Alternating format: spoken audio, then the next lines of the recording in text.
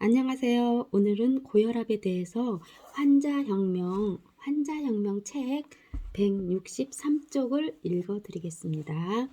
고혈압, 증상에 불과한 숫자에만 집착하지 마라. 당뇨의 원인이 고혈당이 아닌 것처럼 고혈압의 원인 역시 높은 혈압이 아니다. 고혈당이 증상에 불과하듯 고혈압도 증상일 뿐이다. 물론 유전적으로 혈압이 높은 경우도 분명 존재하지만 흔치 않다. 대부분의 고혈압은 확인할 수 있는 명확한 원인이 존재하고 그 원인만 제거하면 쉽게 혈압을 낮출 수 있다. 아니, 어렵고 쉽고를 따질 일이 아니다. 원인이 되는 것들을 확인하여 삶에서 제거하는 것은 병원 치료와 별개로 환자가 반드시 해야 할 일이다. 혈압약을 처방하는 의사들도 생활습관과 식습관이 중요하다는 것을 강조한다. 다만 환자들이 철저하게 잘 지키지 못한다는 것을 경험적으로 알 뿐이다. 그렇다면 점검해 볼 만한 고혈압의 원인들로는 어떤 것이 있을까? 대사증후군의 원인이 인슐린 저항이다 보니 대사증후군 환자는 혈당이 높고 살이 찐다. 혈당이 높다는 뜻은 피가 맑지 않다는 뜻이다. 피가 끈적하면 혈류 저항이 강해서 온몸 구석구석까지 산소와 영양소를 전달하려면 더 큰 압력이 필요하다. 자연히 혈압이 올라갈 수밖에 없다.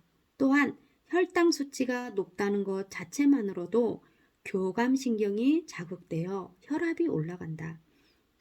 교감신경을 자극하는 또 하나의 요소는 스트레스다. 지나친 스트레스를 받으며 생활하는 현대인들의 경우 먹는 음식까지 당분이 높다면 최악의 콤비라고 할 수 있다. 살이 쪄도 혈압이 올라간다. 우리 몸이 500g 살이 찐다면 3km 이상의 혈관을 더 필요로 한다. 더 길어진 혈관에 피를 돌리려면 더 높은 압력이 필요하다. 그만큼 심장이 더 격렬하게 피를 짜내 혈압을 올려야 한다는 것이다. 심장이 더 격렬하게 피를 짜내 혈압을 올려야 된다는 것이다. 또한 혈관이 탄력을 잃은 것도 문제다. 혈관은 빨대처럼 빈 관이 아니다. 혈관에도 근육이 있어서 심장을 도와 피를 이동시키는 데 일조한다. 수축과 이완을 통해 혈압을 조절한다. 다른 근육들과 마찬가지로 훈련을 하면 오랫동안 튼튼하게 잘 사용할 수 있고 그렇지 않으면 퇴화된다. 그 때문에 유산소 운동이 심혈관 질환 예방에 큰 도움이 되는 것이다. 운동 부족이 대부분인 현대인들의 경우 나이 들면서 혈관의 근육들은 거의 기능을 상실한다. 심장 혼자 일을 다 해야 하니 혈관을 올리는 수밖에 없다. 근육 없는 혈관들이 더 이상 효율적으로 혈압을 조절하지 못하기 때문이다. 나이 들면 피부가 노화되듯 혈관도 노화를 겪는데 영양 상태가 안 좋으면 혈관 조직은 더 빨리 탄력을 잃는다. 영양 상태가 안 좋으면 혈관 조직은 더 빨리 탄력을 잃는다. 콜라겐과 비타민C. 저는 이렇게 콜라겐을 늘 먹고 있습니다. 콜라겐과 비타민C, 비타민 E, 비타민 K 등이 부족하면 혈관 노화는 더 빨리 진행된다.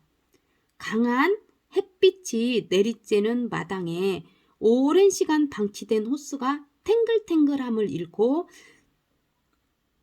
푸석푸석해지듯 혈관도 노화가 가속화된다. 바로 동맥경화다. 동맥경화가 발생한 혈관을 통해 피를 보내려면 혈압을 높이는 수밖에 다른 방법이 없다. 하지만 흔히들 고혈압이 동맥경화를 일으킨다고 거꾸로 알고 있다. 동맥경화가 없다면 혈압이 높아도 문제될 것이 없다. 혈관이 건강한 운동선수는 격렬한 운동을 할 때 수축기 혈압이 180을 넘지만 심장마비나 뇌졸중을 걱정하지 않는다. 단순히 압력 때문에 터지는 게 아니라 혈관 상태가 건강하지 않기 때문에 터지는 것이다. 건강한 혈관은 터지지 않는다. 이 순서를 제대로 이해하는 것이 정말 중요하다. 왜냐하면 치료 접근법이 완전히 바뀌기 때문이다. 지금까지는 고혈압이 동맥경화를 일으키고 심장마비의 원인으로 보았기 때문에 혈압 낮추는 것만으로 치료가 된다고 믿어왔고, 실제로 병원에서도 여전히 그렇게 처방하고 있다. 그러나 이는 완전히 거꾸로 가는 것이어서 혈압약을 아무리 먹어도 심장마비나 뇌졸중은 줄어들지 않고 있는 것이다. 게다가 탄수화물과 트랜스지방을 과다하게 섭취하면 혈관벽을 자극해 염증을 일으켜 동맥경화가 가속화된다. 지난 50년간 현대인들의 식단에서 가장 큰 폭으로 늘어난 것이 트랜스지방과 탄수화물, 특히 콘시럽이다. 몸은 허튼 짓을 하지 않는다. 우리 몸이 혈압을 올리는 것은 온몸 구석구석에 피를 보내 산소와 영양소를 공급하겠다는 노력이다. 나이 들어서 혈압이 올라가는 이유는 갈수록 심장이 더욱 강해져 피를 세게 내뿜기 때문이 아니다. 그만큼 피 상태가 안 좋고 혈관이 건강하지 않기 때문이다. 고혈압이 일종의 살겠다는 몸부림이다. 하지만 우리는 그럴 때 오히려 혈압 낮추는 약을 먹는다. 병원에서 혈압약을 처방하는 이유는 단 하나다. 혈압이 높으면 혈관이 막히거나 터질 위험이 높아지기 때문이다. 혈압이 터지는 것은 대형 참사인 터라 이를 방지하기 위함이다. 뇌졸중이나 심장마비처럼 첫 증상이 사망인 경우가 많다 보니 약을 먹어서라도 예방하자는 차원이다. 하지만 실상은 높은 혈압이 문제가 아니라 동맥경화가 문제다. 동맥경화로 인해 부서져 나온 혈전이 심장에서 막히면 심장마비가 되는 것이고, 뇌에서 막히면 뇌졸중의 원인이 되는 것이다. 혈압약은 다양한 방법으로 혈압을 떨어뜨리지만 대표적인 방법이 심장 근육을 못 뛰게 막는 것이다. 심장 근육이 약하게 뛰면 혈압은 당연히 떨어진다. 하지만 이 방법이 심장 건강에 더 좋다는 증거는 없다. 심장이 마음껏 뛰지 못하게 거대한 집게로 심장을 집어놓은 것과 다를 바 없다. 심장에 더 무리가 가고 서서히 심장을 죽이는 행위나 마찬가지다. 환자들은 그것도 모른 채 혈압약만 잘 챙겨 먹어 정상 혈압만 나오면 된다고 생각한다. 대부분의 환자들이 병원에서 주는 혈압약을 깜빡 잊고 안 먹으면 당장 큰일이 나는 줄 알고 불안감에 휩싸인다. 혈압약 없이는 비행기도 못 타는 할머니들이 많다. 하지만 고혈압 환자 중에 깜빡 잊고 운동을 건너뛰었다든가 과다한 탄수화물을 먹었다고 해서 걱정하는 환자를 본 적이 없다. 약만 열심히 챙겨 먹지 막상 더 중요한 것들에는 관심이 없다. 이상적인 정상 혈압은 120에 80이다. 하지만 평생 운동도 하지 않고 근육량도 적은 할머니에게 120에 80은 충분하지 않을 수도 있다. 수축기 혈압이 최소한 140은 되어야 온몸 구석구석까지 혈액순환이 가능할지도 모른다. 그런데 혈압약을 먹어서 120에 80으로 낮추고 안심을 한다. 그러나 조금만 지나면 다시 약이 안 듣고 혈압이 올라간다. 왜냐하면 몸이 살아야 하기 때문이다. 피를 내보내야 하기 때문에 혈압약의 효과를 거슬러서라도 다시 혈압을 끌어올려주는 것이다. 그러면 병원에서는 약의 개수를 늘리거나 종류를 바꿔 다시 혈압을 끌어내린다. 90세 할머니가 어지러워 쓰러지셨다. 고혈압 환자인데 저혈압 증상이 나타났다. 의사는 혈압약이 너무 세서 저혈압이 되었을 수 있다고 설명했다. 하지만 간호사가 혈압을 재어보니 145에 110 고혈압이었다.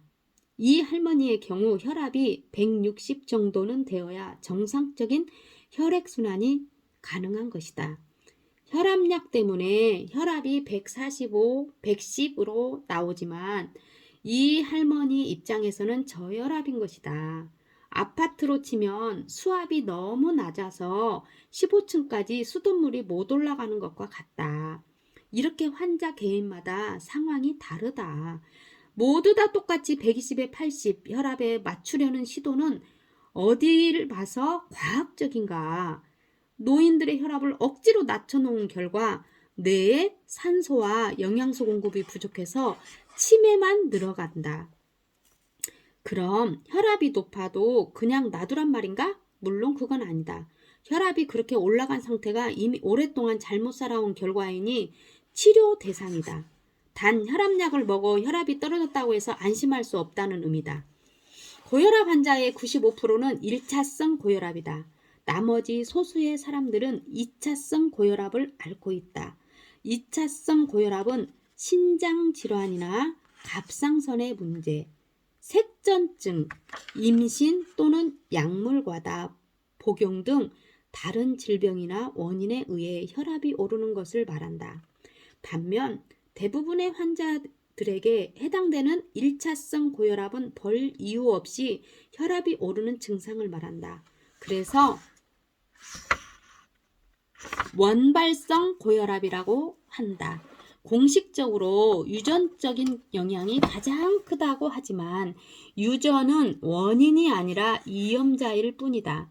그래서 유전이라는 말 대신 가족력이라고 부르는데 맞는 말이다. 가족력이요. 유전이 아니라 가족력.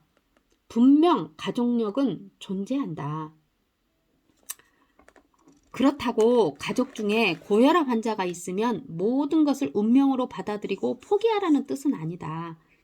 가족이 모두 같은 병을 앓았다는 것은 비슷한 환경에서 생활했기 때문이지 타고난 유전자 탓은 아니라는 점을 기억해야 한다.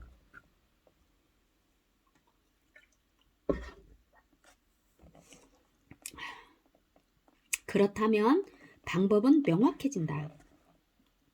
동맥경화의 진행을 막아 혈관을 튼튼히 해주면 된다. 피를 맑게 해주면 된다. 그러나 말처럼 쉽지만은 않다. 음식이 원인이 되었으니 음식부터 점검해야 한다. 혈관 건강에 해로운 음식을 피하고 필요한 영양소를 골고루 섭취하는데 입맛과 식단을 바꾸는 것이 가장 어렵다. 반면에 혈압을 낮추는 약은 7, 8종류나 있어서 약을 먹으면 일단 혈압이 떨어뜨리는 것이 가능하다. 그러다 보니 약으로 혈압을 낮추는 치료가 당연하고 쉽게 선택되고 있다. 고혈압 환자들이 혈압을 낮추기 위해 시도해 볼 만한 가장 저렴하고 효과적인 방법이 간헐적 단식과 탄수화물, 제한적 그리고 질 좋은 수면 상태이다.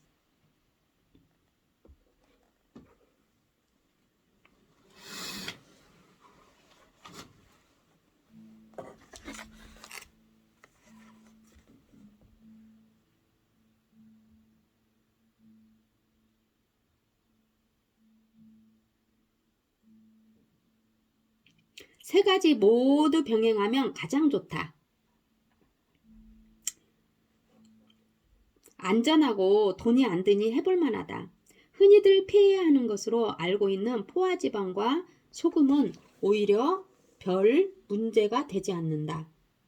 2017년 보스턴 대학 예방의학과의 린 무어 박사는 나트륨을 하루 권장 섭취량보다 적게 먹는 사람이 많이 먹는 사람보다 장기적으로 혈압이 높다는 연구 결과를 발표했다. 미국 심장협회의 입장과는 정면으로 대치한다.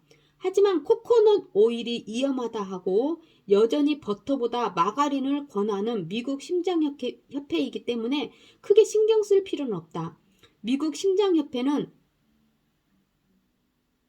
학회가 아니라 연간 10억 달러 이상을